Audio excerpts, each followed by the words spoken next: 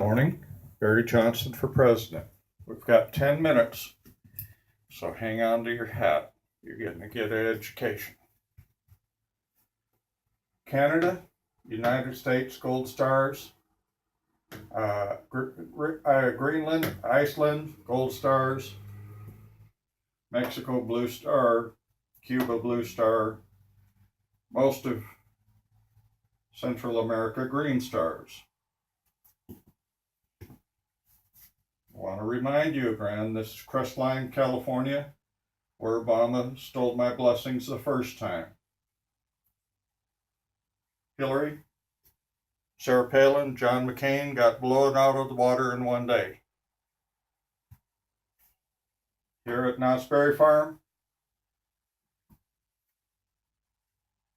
Mitt Romney got blown out of the water. I still remember Laura Ingraham. I listened to her that afternoon on the way home.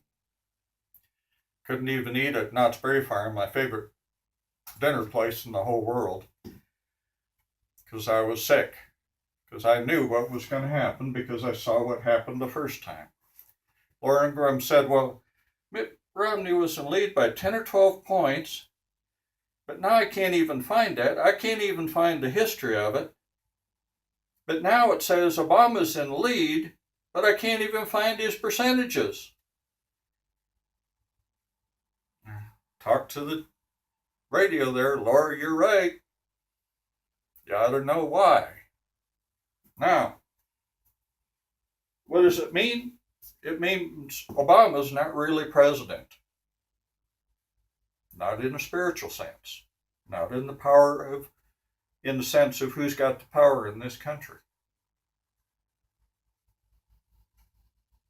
Now, I don't like what's been happening in the Mideast. If we get over here, all the way along North Africa, red stars. You can see red stars here. Israel, Saudi Arabia. There's a few shining examples. Most of the north areas, all gold stars. China, Korea, a few problems. Japan, family abuse, human abuse. I mean, some pretty strange customs altogether. But these red stars is what I'm talking about today, and why right here we have a full battle group led by the Roosevelt. The post I first saw it on said big stick. That's a military term. Last president I remember that being used for was Roosevelt. Now I'm saying Obama is supporting the Muslim Brotherhood, which is fine. He's got a right to do that, but he does not have a right as president to support a nationalist religion and tell us we got to believe that religion. That's what religious freedom's about. I don't know what he's doing in D.C. anymore. And I can guarantee you, when I'm elected and I replace Obama, he will not be living in the United States of America.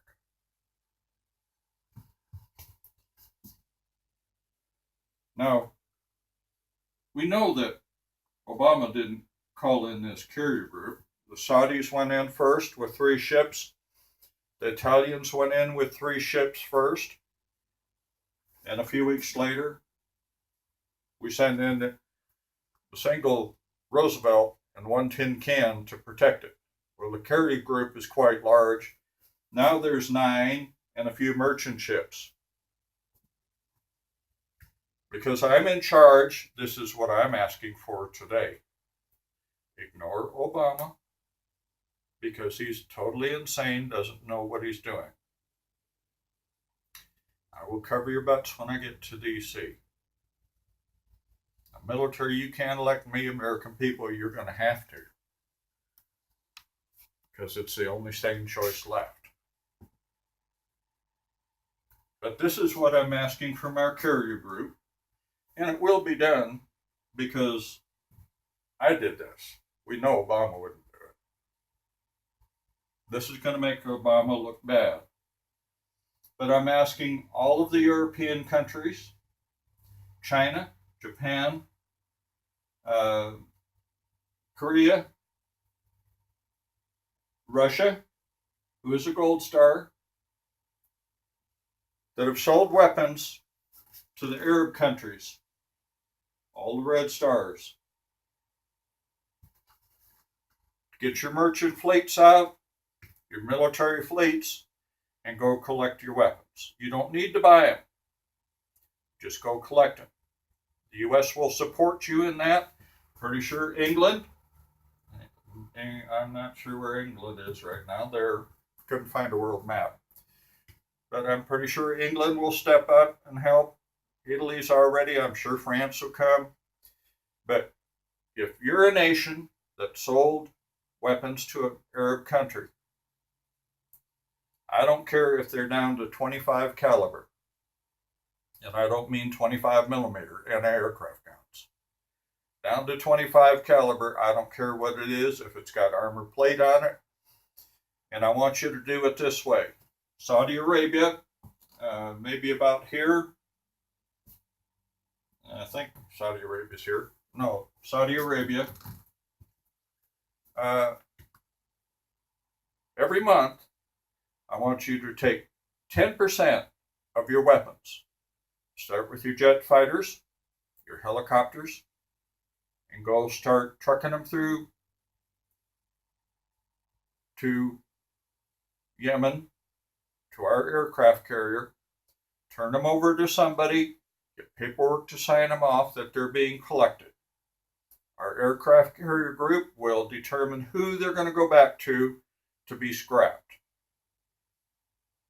Arabs can't have weapons because they're just not up to speed on what democracy is about. So Saudi Arabia, the King of Jordan, I'm sure will be glad to give up his weapons because he knows the Arab nations are the problem. Now, we're not going to take any weapons away from Israel because they've got a gold star.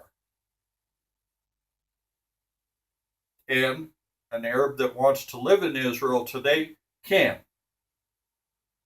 But he doesn't shoot his mouth off too much, just like in Russia. A lesson the United States got to learn. We've had the biggest Muslim big mouth in the world that supports people that say death to America. They're imams. There's something wrong with that, so we're going to take their toys away. Now, my campaign for president is real simple. Even Mitch McConnell is saying that the Koch brothers are running the Republican Party now, just like they were the Democrat Party. Koch brothers are the only thing to keep Harry Reid alive, politically. My campaign only takes $5, and 80% of U.S. government on the federal level is going to be abolished to return power to the states. That includes closing the Federal Department of Education. One man rule is the enemy of the whole world. That also means the UN in New York, it's got to go. Gentlemen, I'm the big stick, and I'm pretty sure I am. You want to close the Pentagon, I don't care if they're waiting to earn their retirement.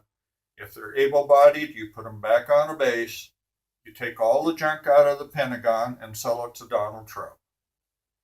Maybe he can build a goat cart track out of it. Take your men back to the base. Everybody that's not physically fit and can't do a real job, and I realize there's desk jobs on bases. Not saying that, but trim that group, close the Pentagon, bring all equipment back to bases. We don't need a reserve community in our military today. We can't afford it. Now, I expect many ships to be coming to collect up all these weapons. And you know that these countries run by EMOM.